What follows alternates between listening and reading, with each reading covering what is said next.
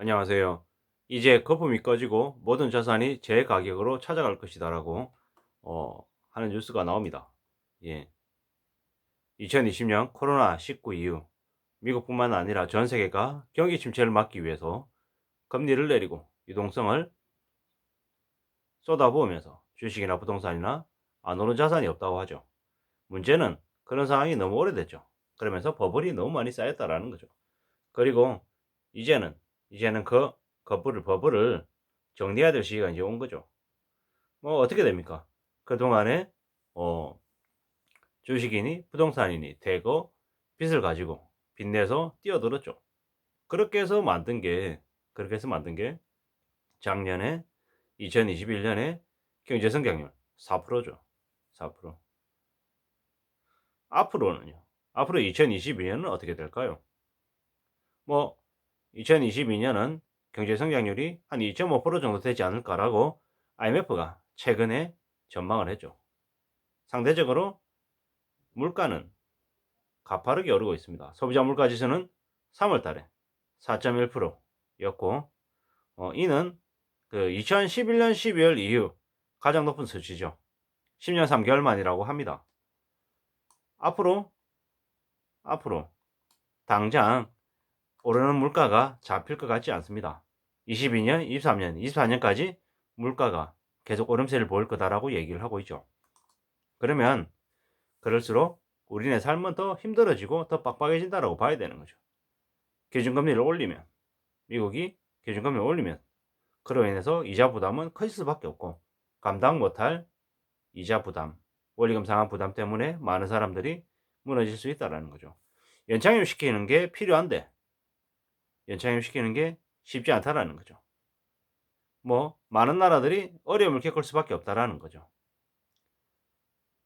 외환위기, 서브라임 모기지론, 뭐 이래저래 과거에도 힘들고 어려운 시기가 있었지만 앞으로 다가올 어려움은 그보다 규모는 더 크고 기간은 더 길어질 거다라는 예측이 더 많죠. 이래서 꽤나 우려스러운 거죠. 무서운 거죠. 벌써 이제 우리의 삶이 달라져 가고 있죠. 뭐가 달라져 가고 있습니까? 주가가 3,300에서 지금 한 2,600대까지 내려갔죠.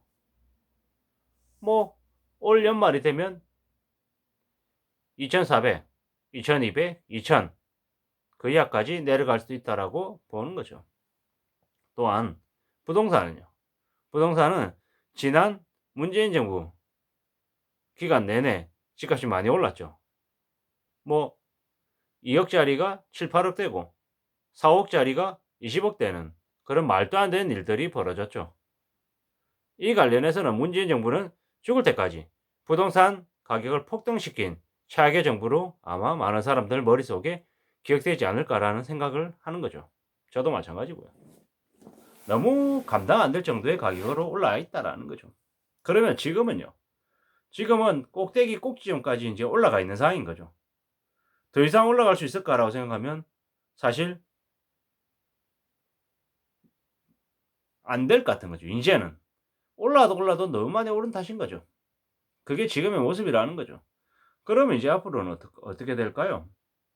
집값은 뭐 당장에 뭐 1년 사이에 집값이 10% 20% 30% 이렇게 내려가지는 않겠지만 한 5년 정도라는 기간을 봤을 때는 시장은 한 90% 이상 가격이 거래가 급감하고 이미 사람들이 부동산에 대한 관심이 식었잖아요. 그리고 너무 엄두 나지 않을 가격으로 호가가 만들어져 있고 분양가라고 해서 분양하는 가격들도 너무 터무니없다 보니까 사람들이 절레절레하는 상황이죠. 게다가 금리까지 오른다라고 하니까 사람들이 더 인제 우려하는 게 지금의 상황이죠. 점점 더 심해질 거라는 거죠. 뭐 이런 얘기들도 하죠. "5 억의 빚을 냈다. 이자가 3% 였다." 그러면 월 이자가 한 120만 원쯤 되는 거죠. 근데 6%가 되면 이자가 250만 원 정도로 거의 2 배가 넘어가는 거죠. 점점 더 이렇게 심해지는 거죠. 버티기가 어려울 거다라는 거죠. 부동산은 부동산대로. 주식은 주식대로 점점 더 안 좋아질 가능성이 크다라는 게 많은 사람들의 생각이죠. 뭐 정확하게 뭐 세부적으로 분석을 하고 파악을 하고 하지 않는다 하더라도 그건 충분히 예견되는 모습이라는 거죠. 예견되는 모습이라는 거죠. 한때 삼성전자가 12만 전자 될 거다. 10만 전자 될 거라고 뭐 9만 원대에 산 사람이 있는데 지금은 6만 원 중반대죠. 더 내려가지 않을까라는 생각도 하는 거죠. 미국 증시는요. 미국 증시는 넷플릭스 주식이 폭락했죠. 너무 많이 오른 탓이 아닐까라는 생각이 드는 거죠. 뭐 아마존도 좀 떨어졌다고 하고 뭐 점점 더 시간이 지나면 지날수록 넷플릭스, 아마존, 애플 뭐 이러한 기업들의 주가가 유지되기보다는 떨어질 가능성이 더 크다라는 생각도 하는 거죠. 뭐 미국의 정치도 결코 좋지 못하다라는 얘기들도 많이 합니다.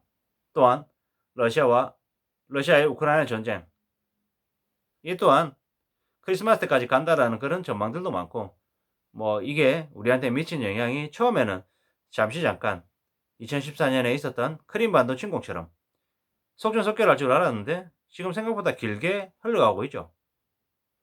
나중에 이 전쟁으로 인한 그 블랙홀로 경제 블랙홀이 돼버리는 거죠.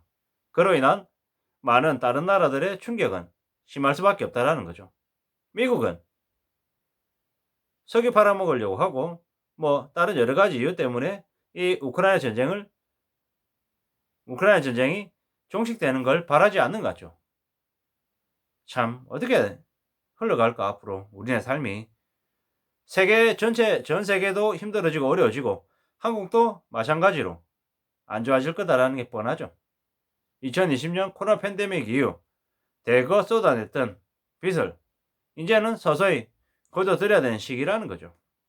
그걸 감당해야 되고 그걸 해결해야 되는데 꽤나 어렵죠. 게다가 경제 성장률도 낮아지고 고령화되고 사람들의 의지, 의욕은 점점 더 줄어만 들어가는데 어떻게 될까라는 생각을 해야죠. 투자를 하고 돈 번다라는 것, 그리고 일상생활을 잘해 나간다라는 것. 참 말이 쉽지만 절대 쉽지 않다라는 거죠. 재테크하는 방법 중에 가장 수익률이 높은, 가장 가능성이 높은 방식이 뭔가 했더니 저축이라는 거죠. 저축. 매달 20만 원, 30만 원씩을 저축한다. 20만 원씩이다. 그러면 1년이 지난 다음 240만 원 이상이 내 손에 쥐어져 있는 거죠. 주식을 했는데 주식에서 200만 원 벌기가 쉽냐고요. 깨먹기는 쉽죠. 그냥 넣었는데 깨먹는 경우는 순식간이라는 거죠. 근데 버는 건 참 아쉽다라는 거죠. 그게 주식인 거. 부동산대로 돈을 집어넣으면 황금성으로 돈을 다시 현금화 시키기도 정말 어려운 게 주식이죠. 이렇게 봤을 때 주식이나 부동산이나 비트코인 마찬가지. 함부로 뛰어들 상황은 지금 못 된다. 지금은 거품이 너무 많이 끼어 있어서 그 거품이 사라지는 시기다라고 이제 봐야 되는 거죠. 15억, 20억 하던 말도 안 되는 가격의 부동산이 뭐 나중에 5억대로 다시 되돌아가지 않겠습니까? 물론 1년 안은 절대 아니다. 3, 4년 안도 힘들 수 있다. 어쩌면 5년 혹은 그 이상이 되어야 될지 모른다라는 생각이 들죠. 확실한 건 사람들이 살 수 있는 가격까지 내려올 거다라는 거죠. 그러지 않으면 거래란 있을 수 없기 때문인 거죠. 또한 대폭 경매 시장에 많은 물량들이 쏟아져 나오겠죠.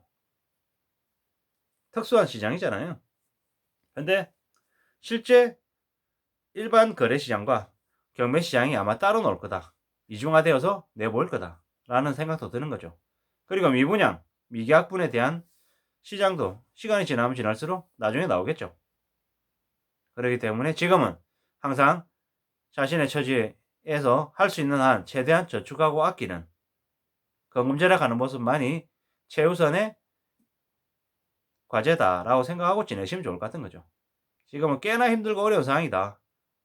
많이 힘들고 어려운 상황이기 때문에 경제 위기 때문에 무너지는 사람들이 많을 것이다. 라고 생각하면서 지내야 될 거죠. 그냥 괜찮다. 남들도 다 그러기 때문에 빚내서 지내도 괜찮다. 이렇게 얘기하는 사람들의 말은 절대로 믿어서는 안 되겠습니다. 거품이 꺼지고 모든 자산 가격이 제자리로 돌아간다고 하니 지켜보면 좋을 것 같습니다. 이상입니다.